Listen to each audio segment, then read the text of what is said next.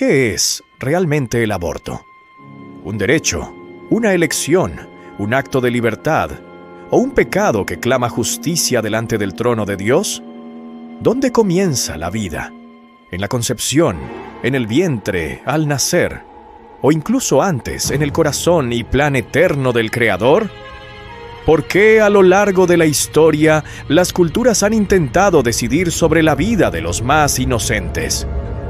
Y aún más, ¿qué dice la Biblia, el libro sagrado que ha guiado a millones de personas durante milenios sobre la interrupción del embarazo? Estas preguntas no son sencillas.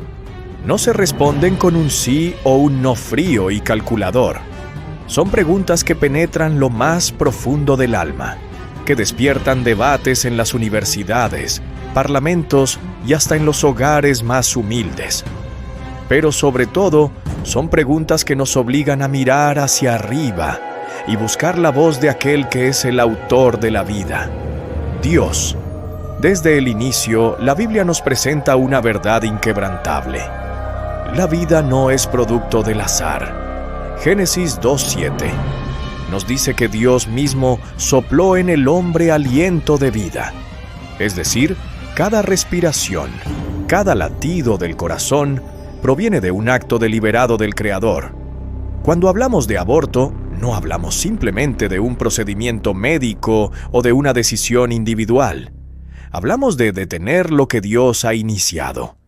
La Escritura afirma en Job 33:4: El Espíritu de Dios me hizo, y el soplo del Omnipotente me dio vida. La pregunta que surge es: ¿quién tiene autoridad para decidir cuándo comienza o termina la vida? ¿El hombre con su conocimiento limitado, o Dios que la otorga desde el principio? Si reconocemos que la vida es un don divino, entonces interrumpirla no es un acto neutral, sino una ofensa contra el mismo dador de la vida. El aborto muchas veces se justifica diciendo que en las primeras semanas el feto no es todavía una persona. Pero la Biblia derrumba esa idea. El Salmo 139, 13-16, revela un misterio poderoso. Mi embrión vieron tus ojos. Es decir, para Dios, aquel que aún no tiene forma definida, ya es visto, conocido y amado. Jeremías escuchó de parte del Señor: Antes que te formase en el vientre te conocí. Jeremías 1:5. Esto significa que Dios no solo ve al ser humano desde la concepción, sino incluso antes. El hombre puede ver un conjunto de células, pero Dios contempla a un profeta, un pastor, un músico, un científico, una madre, un padre. Entonces, ¿qué interrumpimos cuando abortamos? No es solo un embarazo, es un destino, un propósito eterno, un llamado que quizás podría haber cambiado el rumbo de la historia. En Éxodo 20:13 encontramos el mandamiento: no matarás. No hay condiciones, no hay excepciones. Es un mandato claro y directo. La gravedad del aborto es que la víctima es absolutamente inocente.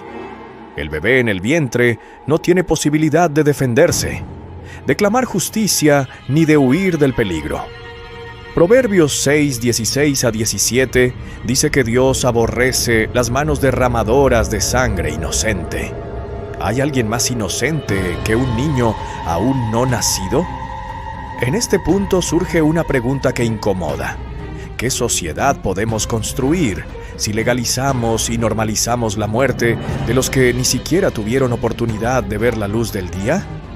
Jesús mismo marcó la diferencia. En una cultura donde los niños no tenían valor social, Él los abrazó, los bendijo y declaró: de los tales es el reino de los cielos. Mateo 19:14. El aborto contradice directamente el corazón de Cristo. Si el reino de Dios pertenece a los niños, ¿cómo podemos despreciarlos antes de que nazcan? Jesús también advirtió: cualquiera que haga tropezar a uno de estos pequeños, mejor le fuera que se le colgase al cuello una piedra de molino. Mateo 18:6.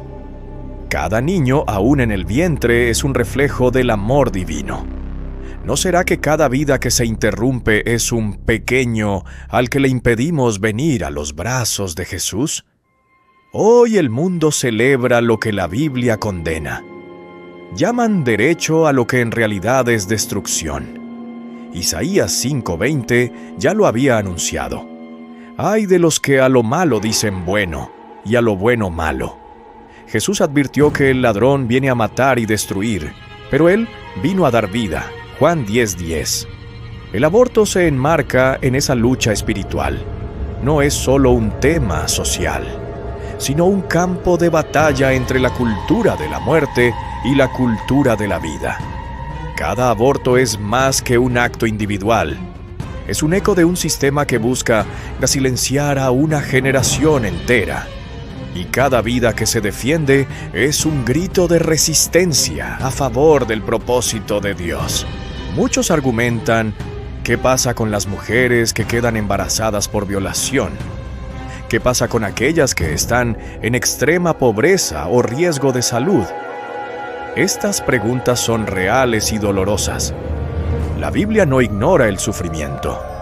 Sin embargo, siempre muestra que Dios puede obrar en medio de lo imposible. Sara, Ana, Isabel, todas enfrentaron situaciones difíciles. Y aún así, sus hijos marcaron la historia de Israel. ¿Quién puede asegurar que un niño concebido en circunstancias adversas no será el instrumento que Dios use para cambiar el mundo? Al elegir abortar, no solo evitamos un sufrimiento temporal, también cerramos la puerta a una futura victoria que solo Dios podría traer. Hasta aquí la palabra parece dura, pero la Biblia no solo condena, también abre caminos de esperanza. Muchas mujeres y hombres cargan con el peso del aborto. Lloran en silencio, se sienten culpables, viven con la herida en el alma. Pero 1 Juan 1:9 nos recuerda: si confesamos nuestros pecados, Él es fiel y justo para perdonar. El aborto es un pecado, sí, pero no es imperdonable. Cristo llevó también esa culpa a la cruz. Y no solo ofrece perdón, sino restauración. La posibilidad de comenzar de nuevo, de sanar las memorias, de abrazar la vida futura con un corazón renovado. El aborto no es simplemente un debate moderno. Es un tema espiritual, un campo donde se enfrenta la voz de Dios y la del enemigo. La Biblia es clara. La vida es sagrada. Comienza en el vientre, y Dios tiene planes eternos para cada ser humano. Pero el mensaje no termina en juicio, sino en misericordia. Dios no solo nos llama a defender la vida, sino también a extender brazos de compasión hacia quienes han caído en este error. Al final, la gran pregunta es: ¿de qué lado estás tú? ¿De la cultura de la muerte que busca silenciar generaciones? ¿O de la cultura de la vida que proclama el amor y propósito de Dios?